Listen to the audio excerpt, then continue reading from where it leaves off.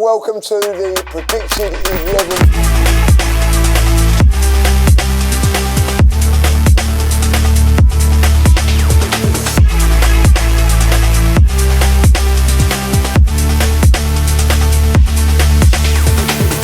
Hello everybody and welcome to the predicted 11. We are back. Well, I'm back, and this time I've got the one and only. Lovely. We've had breakfast with him today. Everything. Well, not breakfast. Not breakfast. Brunch, I would say. Brunch. Fed with a spoon. Fed with a spoon? Well, who fed me? Did I? Oh, well, I've never known anything like it. Did I feed myself? I fed myself. You fed yourself. Okay. But with a spoon, you don't need a knife and fork with your breakfast. Well, well, it wasn't breakfast. Like I said, it was brunch. Sorry, I do apologise. Is that right? You have a fork with your soup? No, and you're not funny. I can't understand it. This is what I get sometimes. Even when I'm in restaurants, I have to ask for spoons because it's suddenly people don't eat with spoons anymore. But I do. It's funny that. I sort of give up that when I was about 3. But anyway, there you go. Okay, well, what about you, well. Cecil? About 3, 4? We stopped being fed by spoons. No, but with you, the way he's carrying on, Cecil's laughing in the background. I'm surprised you could even feed yourself. Thank you very much. No. Did you have a nice trip down Bournemouth? Yeah, I did. Did you get any ice cream? Anything like that? No. Stick a rock? No. What did I get? I did some shopping in I did some shopping in the town centre. I didn't buy that though. Oh right. What did you buy? I bought some black pepper and sea salt cashews, some vanilla protein loop cereal. He wasn't playing, Tom. He was watching. Yeah. I will say this with Tom. Wherever he goes away from home, he always has a little visit to either the shopping centre or town centre. Always. Have a little walk around. So, why do you say so? Happy New Year. Happy New Year. Hey, Happy New Year. How was your New Year? Thank you. Very good. Thank you very much. You know what I mean? So obviously I didn't go to the Bournemouth game. On the injury list at the moment. So sorry to hear that. How is your back anyway? It's sore, but we're getting there. We're getting there. Hopefully. I'm looking to, as Mikel says, to return for Nottingham Forest. You know what I mean? Like, away is where I'm looking to return. Okay. I'm missing the FA Cup game on Sunday. But before Sunday, we have a game on Thursday. Yes. And that is against the champions. The champion. And we've got to make a statement in this game tonight. We've got to beat them. Hopefully, just like we did against Aston Villa, hopefully. Yeah, and did you enjoy Sunday? Some good results there? Saturday. Well, no, Sunday. Forget sorry. We've done the business Saturday. Oh, yeah. And, obviously, yes. Chelsea, did you cheer when Chelsea scored or just? Well, I didn't know, but I heard about it. I think people messaged me about it. So when I did watch the goal and interesting, but I thought this was always going to happen in the fact that Chelsea didn't have a manager, and they're going away to Man City. You could see that happening, Well, I'm glad you see that. I see a 4-0 win for City, but really, that is why you're here, Types, because you can predict these things. Can't I? Try to. I had a feeling that it could go either way, but the fact that Chelsea didn't have a manager, and they're going up to Man City when Chelsea have got a very, very strong team, haven't they, really? Yeah, but I'll tell you what I noticed in that game. A lot of players missing, a lot of injuries. We're starting getting our players back a little bit. Got a couple of injuries, superb, which is lovely. Yeah. And the thing is, even on Saturday, we could make a couple of changes to the team. We could. Now, which won us the game as well. But now we go into the game against Liverpool, as we said, the champions. Yes. What's your thinking of it on this game? My thinking is, thank you, by the way, to AFTV for inviting me, as always. My thinking is... Well, we're just going to get anybody else today. Anybody else better? Because I'm the best. No, I'm just joking. Yeah, that's true. The luckiest. I think I would make changes in the wide areas, which is interesting, because I'm looking at the team. I think I'd still go with the same team, but I think in the wide areas I would change. Even though, to be fair to Gabriel M1, it was his sort of assist that allowed Gabriel M2 to score. We'll talk about that as we go up to the game. So let's put it in there, like David Raya in goal. So David, nothing really changed. I know he conceded 2 goals, but he didn't. I thought he didn't even have that much to do, to be honest. Nah, no, you know what I mean. But at the end of the day, he could. I don't think he could do anything about either goal, to be honest. Well, he couldn't do nothing about the first game. He weren't in the goal. He weren't even exactly. So, and then even the second one as well. You could say it's far out, but it's a fantastic strike. I'll give you that, like, you know what I mean. Listen, Timber, or you know, obviously, like Ben White's fit now, but I'm thinking Ben White will probably get some minutes against. He will. But listen, Urian will be playing, and also, what's interesting is, to me, last season, him and Gabriel M2 went off, and his absence was crucial because when he went off, we were leading 2-1, and he had Salah in his pocket. And when he came off now, that's when Salah scored. That game. We ended up with all our defenders. Yeah. He came off. Gabriel M2 came off. Yeah. You know, I do remember that. You know, he had Salah in his pocket. So, like, so hopefully he can do the same again. You know, that's what happens. Injuries, I think, did cost us that game. We was winning, and then in the end, they did. We drew. We was hanging on because of all our defenders had gone off, like, you know. Exactly. Now, William Saliba, like, obviously last time we played against Liverpool, we went off after 3 minutes. Absolutely. So him as well, and I think Gabriel M2 went off as well. So yeah, William as well. So it's got Gabriel M2. Yeah. Do you think he deserves to be dropped after his mistake? Absolutely not, because like I said to Cecil in my interview, I was only joking in jest. I said that he's not arrogant, and Gabriel M2 is not arrogant, and nor am I, but I said I'll be arrogant for him. He's making up his own scripts, which I think is true. He's one of the only defenders that can give away a goal, unfortunately, and then be in the area to equalise, you know. That's unbelievable. It's unbelievable, but that doesn't surprise me, because that's what Gabriel M2 is like. And I even said... I'd love to ask him what he was thinking there at that moment in time. Who was he trying to pass to? And I don't know, but... I don't know. Things like that can happen, but... Yeah, but we don't want it happening too often. But as you said, if it's going to happen... Listen, perhaps Bournemouth is better than Liverpool. But I just think he's been a little bit ring-rusty because he's been out. Well, he's just come back. I'm expecting a top-notch game from these two. Absolutely. Well, from these three, hopefully they can protect that. From these three and the four. But the thing is, with Gabriel M2, I said in my interview, you've got more chance of winning the lottery than seeing Gabriel M2 make a mistake, you know. So that's, you know what I mean? Well, it shows he's only human. We're filming this before we know, before Mikel's team, press conference. Yeah. So we don't know if Calafiori's going to be fit. Well, we're going on the assumption that he's not. Okay, so... well, if he's not, then who comes in, Miles or Piero? Well, look, listen, I think Nketiah done all right in the second half. I think he done really well. I think defensively, I would go that way. Now, at the end of the day, we might have a little bit more of the ball, which brings in Miles Lewis-Skelly to that field. I wouldn't be surprised if Mikel done that. I wouldn't be surprised I think that with Miles starting. I think that... but I think Piero was brilliant against Bournemouth. Yeah, he played very, very well second half. Listen, first half, you could turn around and say that none of them were any good, but in the second half, they all stepped up. I don't know about you, I'm always reluctant to change a back four unless you have to. Well, absolutely, but I'm just thinking... Keep it as steady as you can. I was thinking that Miles is the heir apparent, but the thing is, it's like if Miles was playing where Piero is, you wouldn't want to change him. So even though Miles is brilliant, I think Piero's just done so well because he's moved over from centre back to full back, and it's not a drop in the performance. So I'm impressed with Piero. I thought he was outstanding again. Shall we go with that then? Yeah, we'll go with that. Yeah.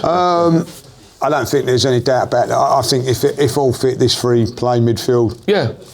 Then week in, week out, as far as I'm concerned. Well, absolutely. So we'll go with Martin Zubimendi, who's actually on the defending side. Yep. Declan Rice, which a little chat absolutely as well. Fantastic. Absolutely fantastic. And Martino.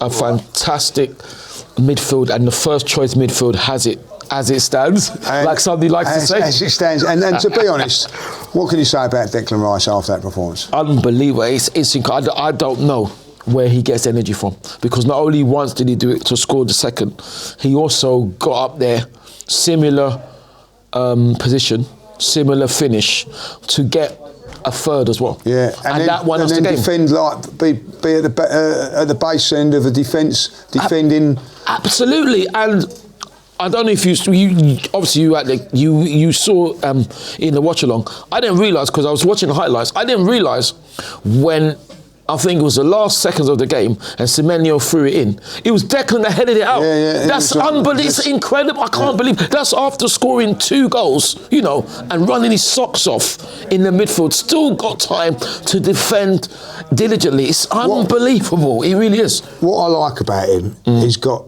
the enthusiasm to get up and do that, but he's also got the enthusiasm to do that, which a lot of midfield players sometimes are not. They don't want to. He's got as much enthusiasm going forward and much enthusiasm going back, and I think that's a great trait. Oh, absolutely. That's Martin Zubimendi picks himself. We've got to talk a little bit about Odegaard, because there's been a lot of talk. As soon as Arsenal going well, playing well, and 3 games I think he's been magnificent for us, right? And all of a sudden, a lot of talk about Eze, like, you know what I mean? But Eze will get his games, but at this moment in time, he's not going to get in front of these 3 yet. No, he isn't. It's not going to happen. He isn't. And all you could say on the left-hand side as well, we've actually picked him in 1 game to play on the left-hand side. Perhaps, if you remember right, I think it might have even been Aston Villa or Everton we chose.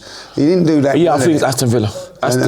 He didn't do well. Everton as well, possibly, I think we did, but I think that's the way Trossard's been playing. I don't think he can. But this is what I'm saying. Even though Gabriel M1 had an assist for the goal, I'd bring Leandro back as well because so Eze's not going to get in place of Odegaard. No, he's not. He's not. He will, like I said, he will get game time. He will, but he's not going to start over Martino. No, and he'll probably get game time on Portsmouth, and he's got to perform. Absolutely. Well, that's what it is. Are you worried about him signing? I'm not. No. I think he's been a fantastic signing. Yeah, he's done fantastic work. Because at the end of the day, against Tottenham, the win against Crystal Palace, he has come in when he's been out. And we haven't missed him when he's been out. No, exactly. He's done his job. He has done his job. So, no problems. And as you quite rightly say, he will get the game time. We'll get the game because there's a lot of games. We've got a massive amount of games coming up. We've got this one, of course, on Thursday. Then we've got Portsmouth on Saturday. Portsmouth on Sunday. And then we've got Chelsea on the Wednesday. That's right. And then Nottingham Forest on the Saturday. You know, so it's a lot of games. And then Champions League. So there's lots of games, you know what I mean? You cannot continue to keep playing the same team. Exactly. So we're going to have to rotate. And bring players in and bring players out. Mikel rotated in just 2 areas on... he did. At Bournemouth. He did. Do you think he'd do exactly the same for this one? Well, if you mean bring them back in, then I think he will. Yeah, if you think he's going to... If you're saying what I think you're saying, bringing in Bukayo and... bringing back in Bukayo and Leandro is exactly what I would do, as well as 100%. I'm with you on that, and I think we make it a 3 because I think that.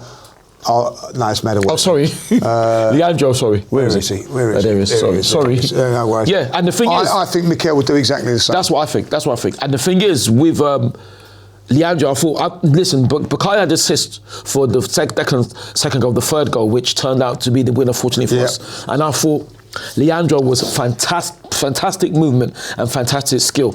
But shout out to Noni because he went for our equaliser. He went past Semenyo and got the ball in for Gabriel M1 to hit it, and it was saved, and then Gabriel M2 equalised. So, you know. Where was Gabriel number 3? Well, Gabriel, I don't know if there's a Gabriel 3, there's a Gabriel J, and there's a Gabriel H, but I don't know if there's a Gabriel 3 yet. I will say this. I didn't think anybody covered themselves in glory in the first half, apart from Noni. I thought he was right at it. And listen, at the end of the day, that's what he's got to do. He knows he's probably not going to play on Thursday or start, but what he's got to do then is when he does play, ask questions. That sort of performance is what you've got to do when you come in. That's what Eze's got to do when he comes in. It's what Martinelli done. Now Martinelli's been criticised a little bit and all that. He was his assist for the first goal. I felt he helped we was in for that first goal, the header for the second goal. But I also think that his work rate was underestimated. Well, absolutely to defend as well. And the thing about that, he's always a threat. Gabriel M1 is always a threat. But what I think we should do is bring back the men in form. And you've got to say, a fantastic goal against Aston Villa for Leandro. I thought he was very, very good against Aston Villa. That's what I'm saying. Brilliant. So I think it's right. So it just leaves the one spot.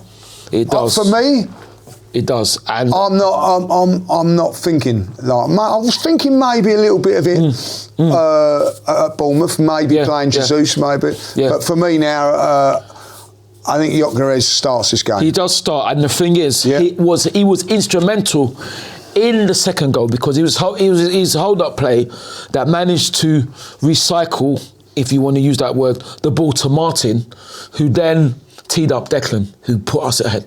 Yeah, and listen, I think at the end of the day, we do want him to score goals, but I thought we do want to score, but that's what I'm saying. Holding up, and sorry, Lee, I don't think he's getting the credit because every time he was getting the ball, he was getting fouled all the time. As soon as he got the ball, and he got the ball, he was getting pulled and pushed, and he didn't even complain. He got on with it. There was one time he made a fantastic touch and turn. Yeah. He got brought down, and the referee went, play on. Yeah, exactly. And then I think because Declan Rice tapped their player and he gave the foul. I think Martino was complaining. Martino was saying that. But what about the foul on Victor? Yeah. But like, I think you go with Victor. If you ever look at when he's been playing, our record's very, very good. We've won lots of games when he's been playing. Yeah. We don't concede that many goals when he comes off. When he comes off, we seem to concede. So I don't know why that is. And that's nothing against Jesus or nothing like that. No, of course not. It's just the way it is. So I think personally, we like to have this one in the comments. I think, because it seems to be like, the common theme, is it Gyokeres and all that? And so Gyokeres or Jesus in this one. I do think he needs to score. Yeah, of course. But at the end of the day, if we're winning, that's the most important thing, isn't it? And he's contributing in there. He's not one of these guys that, he hasn't scored, so he does absolutely nothing. Exactly. He does contribute in there. Fantastic work. I think we've all got to be honest, and I think you would do as well, that he needs to be better than what he is at this moment in time. Yeah, of course. But it ain't. It's not terminal. I'm with you on that. No. One thing I want to talk about is on the bench. Obviously, we're looking at it there. Yeah. Kai Havertz fit, but wasn't enough room for him to be on the bench, which is incredible, really, when you think about it. Interesting. Wow. So someone would have to, like Max Damons, of course, out, and Wayne Yeary's been left out in the last squads as well. So someone from this has to come off the bench. There's your two defenders, there's your two midfielders, and there's your three attackers. So who would it be? Four attackers, so you're going to have to start playing him sometime. But I think maybe like a little bit more training, a little bit more this and that, and get him in for Portsmouth, I think, really. Absolutely. But I think that Kai Havertz might be on the bench for this one. But who would you leave him out for? You can't leave any of those guys out. What about Christian then?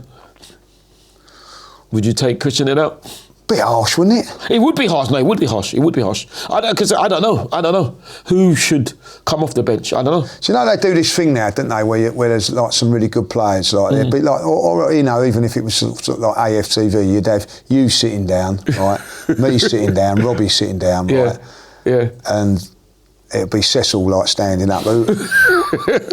Who would get up for Cecil? Who would get up for Cecil? I'll get up for Cecil. I don't think no one would. No. Listen, I'm going to... You're horrible to Cecil. I'm going to defend Cecil. I will get horrible. I will get up for Cecil because Cecil's really cool. I know he would do the same for me. So I'd get up for Cecil. That's no problem. So you'd get out. So you take yourself out. Thank you. Cecil's... Of course. I wouldn't have no problem with that because Cecil's really, really cool. So he's laughing. I'm serious. So for Kai Havertz...